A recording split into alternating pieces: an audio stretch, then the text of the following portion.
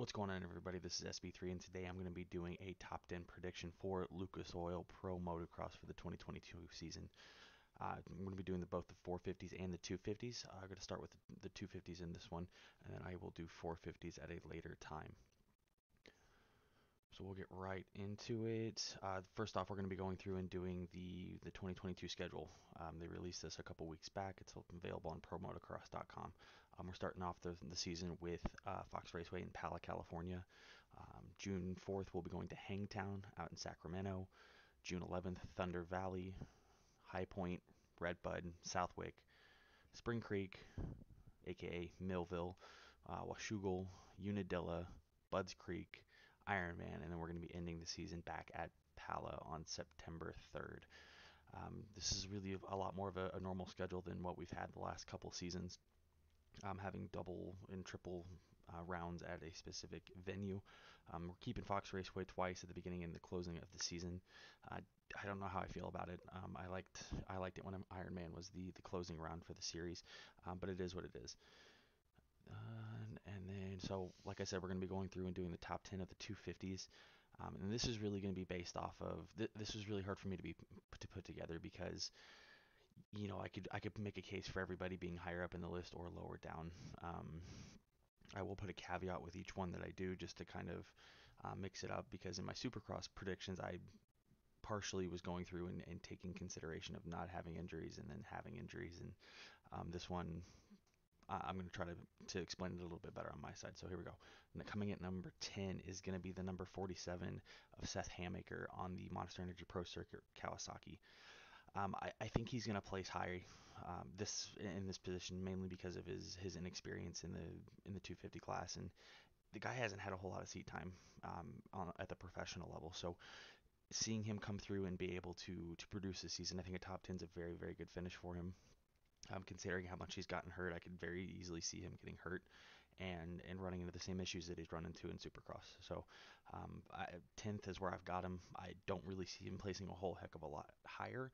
Maybe a couple of positions that if a couple more guys get hurt up in the line. But I think if people ahead of him stay healthy and he's able to keep it upright and not injure himself at some point in the season, I think we'll see him finish right around 10th place. Ninth place, I've got the number 45 of Colton Nichols. I think he's going to be cleared to race.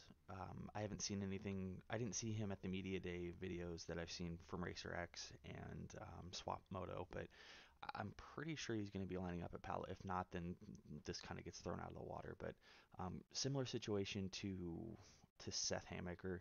He's gotten hurt a lot. He is a Supercross champion, so I could very easily see him getting his sea legs and coming out here and performing really well. At the same time, he doesn't have the prowess, I think, in motocross that some of the guys ahead of him have, and I think it's going to translate into him having some poorer results, being outside the top 10 a little bit more frequently, and just not being up there in the title fight at the end of the season. I think he's going to be up there at times. I think he'll be a podium and a potential win threat, but as far as a title threat, I just don't see him going there. And I want to see how his arms are after, because he broke both of his arms in Supercross. So I think he needs to have a good season, because I believe he's still going to be moving up to the 450 class next season, and I don't think he's got a ride. So he's got to keep his bike on two wheels, and I think a ninth place gives him at least a solid spot at somewhere like MCR or something like that. Yeah. Moving on to eighth place, we're going to be looking at the number 30 of Joe Shimoda. And I had a hard time placing Joe. He's Mr. Consistency. He's usually always inside the top five. But this season we've seen a lot more mistakes from him, and I think he's trying to find that next level speed to be able to compete with the guys up front for a title, and the speed that's necessary to compete for a title. And we saw a lot more mistakes. We saw him get injured. We saw him miss a few rounds. And I think if he's not willing to push the envelope like he was in Supercross, one, I think we're going to see more mistakes out of Joe, and two, I think if he's going to go back to Mr. Consistency, I think fifth, fourth, third, I think he's going to need to be up front and pushing the envelope a little bit more to be able to get into title contention, or at least serious title contention. Same thing as Colt Nichols. I wouldn't be surprised if we saw him up front. leading laps and things like that. But I think whenever it comes to getting that next level speed, he hasn't figured out that balance quite yet of how to balance riding that razor's edge to be able to compete with the likes of like Jett Lawrence and Hunter and Austin and Cameron and all those other guys that I think are going to finish ahead of him, barring injury. Um, so I mean, I could see Joe shuffling up a couple of places. I wouldn't see him going higher than like fifth. Coming in at seventh, I've got RJ Hampshire, and RJ is a very he's a hard nut to crack. He's got blazing speed. I think he could be a potential title contender. I really truly believe that. Um, but he can't keep himself off the ground, and this has been an issue since he's been a a 250 rider, or not a 250 rider, um, since he's been on Geico Honda. I'm going through and watching some of the older races back to 2014, and even in his first couple races, he's still crashing out, and he's doing it. What is that? 7 years later, 8 years later, almost. Yeah, almost 9. He's been in the 450 or the 250 class since 2014, and he's still doing the same stuff. If he can find a way to keep himself off the ground, I don't think it's unheard of that if he can maintain the speed that he can have, I don't see a reason why he can't be a champion.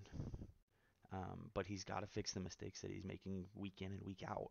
I mean, Supercross was a prime example.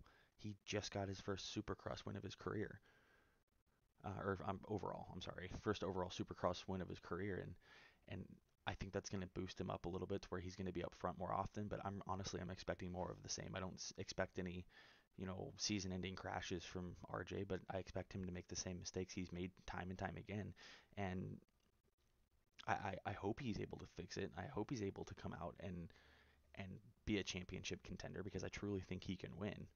Um, I don't know where he's at in the status of his contract with Rockstar Energy, but I would imagine they're got to get tired of seeing him on the ground. They pay him to win a championship, and it's going to be hard to keep justifying re-signing him if he can't produce the results. Sixth place, I've got the number 29 of Michael Mosman. Um, Kind of a similar situation to the number 24, the guy that I think he's going to finish just in front of. Michael Mosman, he's got blazing speed. He's fast. He's not afraid to get aggressive when he needs to, but he has these dumb little mistakes. And I say dumb little mistakes like I could go out there and smoke any of these guys. I mean, these guys, I couldn't hold a candle to them. They'd be passing me rolling around. But when you look at his track record, he's got a lot of speed. He I believe this year was his first year getting a Supercross win, so he's going to come in with a little bit more confidence, I believe. And I think he's in a similar situation as what RJ Hampshire is. He's got to keep the mistakes to a minimum. He's got to keep this bike off the ground. Um, he's got the speed to win races. He's got the speed to be in title contention. But he has not been able to put it together to put a championship season together. I mean, he's got blazing speed. He's obviously much like RJ, he's the fastest rider on the track at points and times, but he can't put it together for a full race or a full season to be able to be moved up higher in this list for me personally. Fifth place, I've got the number 32 of Justin Cooper on that Monster Energy Star Racing Yamaha. Um, the only reason I've got him as low as I do is because of his foot injury. He missed all of Supercross due to it. I think he's got a ride secured for 2023 with Star Racing on a 450, or at least that's what I've heard through rumor mill.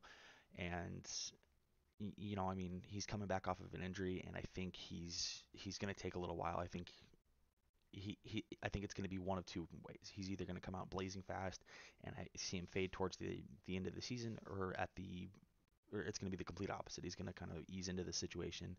He's going to be getting, top tens the first round, 2, 3 rounds. I'd expect towards the second half, we start to see his confidence come back. We start to see him getting his race pace because he's missed a lot of gate drops this season. And I think that's going to be hard for him to get right back to race pace. And I mean, I could be very wrong too. He could come out and sweep sweep Pala. I mean, Justin Cooper's always been a title contender in outdoors. He's always been up front. He's always been fast. He's always been um, in the talks for the championship. And having him this low after finishing second last season. Um, I think he'd be a lot higher up. He'd be fighting for the top spot in the championship if he did not have that foot injury. Fourth place, we've got the number 48 of Cameron McAdoo aboard the Monster Energy Pro Circuit Kawasaki. Um, I liked what I saw out of Cameron this season. He he's railed it in. He's not having these big get offs like he was having last season, and his outdoor season got cut really short last year because of I think he tore his ACL. And I mean, he came out. He still had speed. He wasn't as fast as Jett. He wasn't as fast as Austin in Supercross, um, but he was there, and I think that's going to be a good set building block for him to go off of and be able to have a solid outdoor season. I think if he's able to come out and do the same thing in motocross, be up there, contend for wins, contend for podiums, keep his bike off the ground, and that's a common theme with the 250s. Cameron's still a little bit on the younger side compared to some of the other guys, so he's had some gnarly crashes, and he's doing it trying to find that pace of winning. And I think he's found it a little bit easier this season. He hasn't been on the ground near as much. Um, he's not, from what I could tell in Supercross, he wasn't willing to go that extra mile. Not the extra mile. He wasn't willing to ride that far over the edge to try to keep pace with Hunter, or not Hunter, with Jett or Austin, and that's okay. You know, he can come in, he can find success in getting third place, getting second place, getting fifth place whenever it calls for it, because motocross it's a game of averages. I mean, he can get fourth place in Moto 1 and first place in Moto 2, and he's not going to be the top pick for, a first overall, but he's at least going to be in contention for a podium every week. And I think if he can string together those races, he's going to be in a really good position to get a top five. I could very easily see him getting top three. I don't really see him getting title contention, being a true title threat at the end of the season, unless there's some injuries that happen. But I think top five for sure, top four in this case, fourth place is going to be where he's going to end up this season. Uh, Third place, I've got the number 96 of Hunter Lawrence. And the top three was really hard for me. I really struggled on where to put people because of what I saw in Supercross, and Hunter Lawrence was on fire. I The top three, in my opinion, with my picks, could very easily be swapped out for any of the top three. I could see Hunter winning the championship. I think Jett and the guy, the two people that I have in front of him are going to be the main title contenders. But realistically, I could see Hunter winning this championship. Um, he was on fire in Supercross. I mean, Nate Thrasher won the finale, but Hunter Lawrence was the fastest person there. I think if there was one or two more laps in Supercross, Hunter Lawrence would have won out on Supercross, and that's crazy because you look at his track record over the last couple of years, and he wasn't very good at the beginning, and it's just really cool to see the evolution of Hunter Lawrence from where he started at in Supercross to where he's at now, and I think we're going to see a very big step for him in motocross as well. I think we're going to see him consistently up front, fighting for wins and podiums, both in motos and in overalls, and I think we're going to see him with a red plate a fair amount this season. I think the red plate's going to be changing hands a lot. Um, and I really think as long as Hunter can keep himself off the ground, he's a shoe in to at least get third. Second or first is absolutely a possibility. And at the end of the year, if he wins the motocross championship, I wouldn't be surprised. I would think that some things had to happen. But I mean, I think if it's just straight up with the top three that I've got, I think any one of them can win the championship. Second place, I've got the number 33 of Austin Forkner. And the only reason I have him as high as I do is because of how he performed in his return to Supercross. Because he very easily could have mailed it in. He very easily could have skipped the rest of Supercross, but he wanted to come back to prove a point and and prove that he's got the speed to be up there and win. And Jett beat him, straight out. But that's the Austin Forkner of old. He's starting to get a little bit older in this class. He's been in the class, I think, for 7 years now, 8 years, something like that. Um, so he's got to start putting together some wins and championships. I believe he's staying down in the 250s for another year.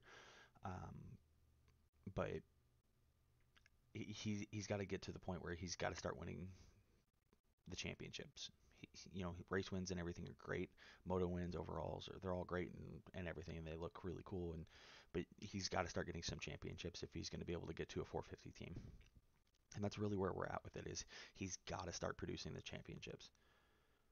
If he doesn't produce a championship, then I don't know if he's where he's at in his contract with Monster Energy Kawasaki, but if he's staying down and he's in a contract season, then like it's championship or bust. And I think that's really where it's at with it. I think that motivation is really going to propel Austin to the front. And he's the same person. I could see him winning this championship. I can see him getting top three. I could see him crashing out in Pala and being out for the rest of the season. That's something that happened to Austin Forkner. He's pushing the ragged edge of trying to be the fastest guy in there, and he's matured a lot since some of his bigger crashes where he's consistently trying to wax the floor with everybody. But he's got to go through and he's got to provide it a little bit more.